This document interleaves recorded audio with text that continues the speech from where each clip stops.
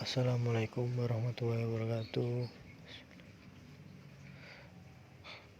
Qul huwallahu ahad, Allahu samad, lam yalid walam yulad walam yakul lahu kufuwan ahad. Pertama-tama marilah kita panjatkan rasa puja dan puji syukur kita terhadap Allah Subhanahu wa taala yang telah melimpahkan rahmat sehingga kita dapat kuliah online dan presentasi online pada saat ini dan waktu yang berbahagia. Perkenalkan, nama saya Dimas Armansyah, nomor NIM 1801020006, dan dengan dosen saya atau dosen pembimbing yaitu Aminin SBMP.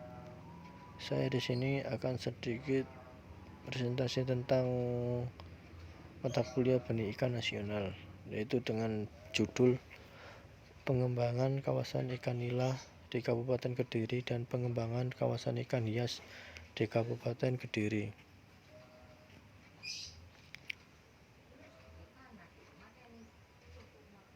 Di sini ada tugas, fungsi, dan struktur organisasi perangkat daerah.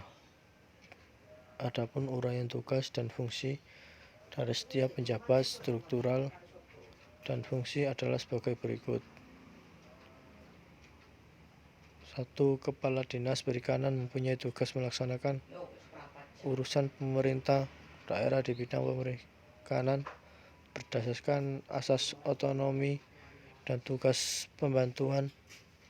2. Dalam melaksanakan tugas sebagaimana pada ayat 1, Kepala Dinas Perikanan menyelenggarakan fungsi 1. Perumusan kebijakan teknis di bidang perikanan, penyelenggaraan urusan pemerintah dan penyelenggaraan umum di bidang perikanan. 3. Mengkoordinasi perencanaan, pelaksanaan, pengendalian, pengawasan, dan evaluasi di bidang perikanan dengan sektor terkait.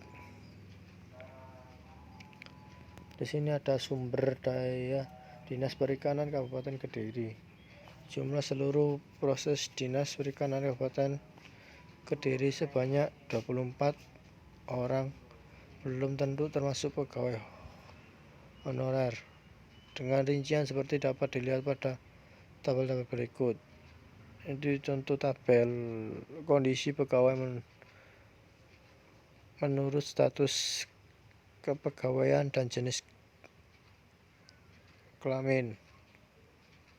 Ada laki-laki yang berjumlah jabatan fungsional umum 14, sedangkan perempuan 10. 2.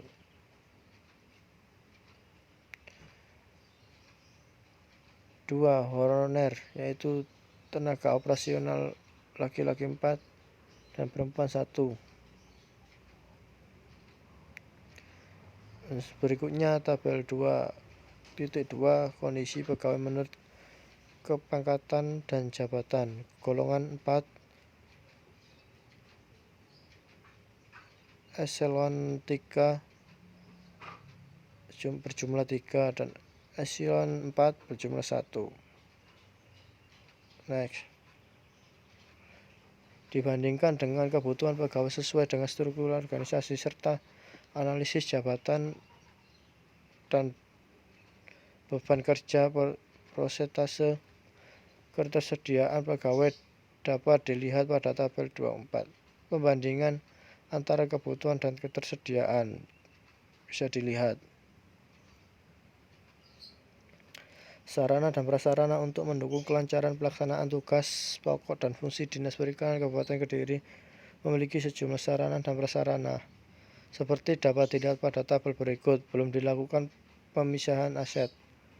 Tabel ini bisa dilihat tabel 2.5 dan ketersediaan sarana dan prasarana.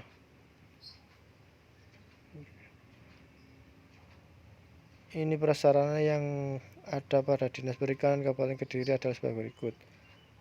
Prasarana adalah dikuasai pada Dinas Perikanan Kabupaten Kediri yang mempunyai laboratorium kualitas air, etalase, almari kaca batu-batan 1 unit, pH meter 2 unit, DO meter 1 unit, mikroskop 1 unit, Color book 2 unit, botol sampel 12 unit, water test kit atau 1 unit, kulkas 1 unit, mobil keling uji kualitas air 1 unit. Nah, ini selanjutnya bisa dilihat dan bisa dicermati. Potensi perikanan. Budidaya ikan di Kabupaten Kediri semakin berkembang. Hal ini dapat dilihat dengan adanya usaha budidaya ikan di kolam budidaya di Minai Padi, budidaya usaha pembudidayaan ikan rakyat UPR, dan budidaya ikan hias. Pengembangan produksi benih ikan konsumsi. Produksi ikan konsumsi dan produksi ikan hias di Kabupaten Kediri dikelola berdasarkan jenis ikan yang dapat pada Balai Benih Ikan dan usaha pembudidayaan ikan rakyat di Kabupaten Kediri merupakan kegiatan atau usaha yang sangat potensial, sehingga produksi benihnya merupakan penyelenggaraan utama dalam memenuhi kebutuhan benih ikan air tawar dan di Jawa. Faktor terpenting dalam usaha pembudidayaan ikan adalah kualitas induk sehingga dapat menghasilkan benih yang berkualitas sesuai standar nasional. Nah, ini produksi benih ikan atau jenis-jenis ikan yang biasanya untuk diproduksi ikan hias pada tahun 2020. Dan ini ada ikan konsumsi juga. Next.